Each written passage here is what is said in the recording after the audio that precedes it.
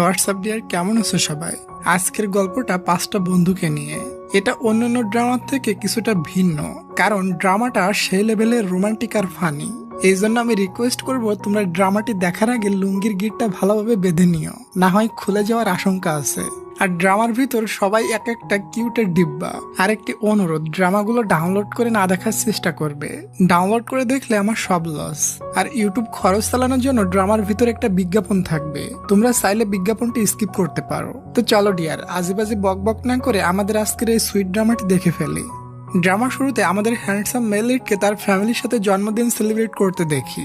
জন্মদিনের গিফট হিসাবে তার বাবা তাকে একটা বাড়ি গিফট করতে চায়, যাতে সে স্বাধীনভাবে ওখানে থাকতে পারে। তখন তার মা বলে, এত বড় বাড়ি দেওয়ার দরকার নাই, এত বড় বাড়ি দিলে ওখানে সে মেয়ে নিয়ে আসবে। তবে হিরো রিকোয়েস্টে তার বাবা তাকে বাড়ি দিতে রাজি হয়ে যায়, তবে কিছু কন্ডিশন আছে। সে যে কোনো সময় বাড়িতে ঢুকে চেক করবে ভিতরে কোনো মেয়ে আছে কিনা।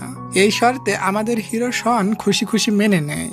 এরপর আমরা কিউট একটা মেয়েকে দেখি এবং তার নাম অ্যামি। এবং অ্যামি হচ্ছে আমাদের এই ড্রামার ফিমেল লিড। অ্যামির দিনকাল সবসময় খারাপ চলে, যেটা আমরা তার বাসার অবস্থা দেখেই বুঝতে পারছি। তার দিন এতই খারাপ চলছে যে গোসল করার পানি না পেয়ে সে বোতলের পানি দিয়ে চুল ধুচ্ছে। একটু পর আমাদের হিরো শন তাকে নিতে চলে আসে। আসলে কিছু বছর আগে থেকে শন তাকে কলেজে আনা নেওয়া করে। সেই অ্যামিকে বলে, এটা কিন্তু লাস্ট রাইড, এরপর থেকে আমি তোমাকে কলেজে নিয়ে যেতে পারবো না।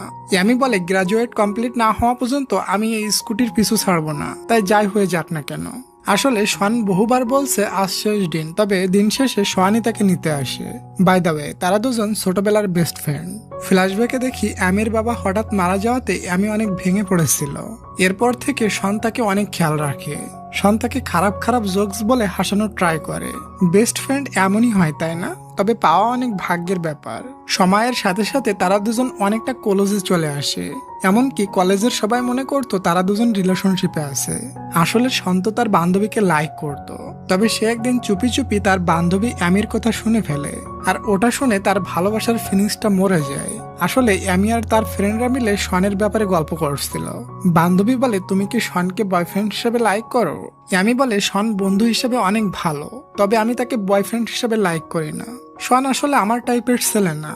শন চুপি চুপি এটা শুনে ফেলে আর অনেকটা স্যাড হয়ে যায়। এতই স্যাড যে রাগ করে অ্যামিকে ছাতার ভিতরে নেয় না। তখনই অ্যামি তার মন ভালো করার চেষ্টা চালাতে থাকে। যত সময় সে স্মাইল না করে তত সময় তার পিছু ছাড়ে না।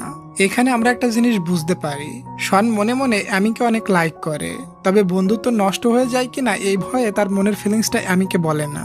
যাই হোক, পরের দিন শন অ্যামিকে বলে, আজ আমি মজা করছি না, এরপর থেকে আমি তোমাকে কখনো রাইড দিব না, আমি আজ মেয়ে দেখতে যাচ্ছি। সে এমন কনফিডেন্সে বলে যেন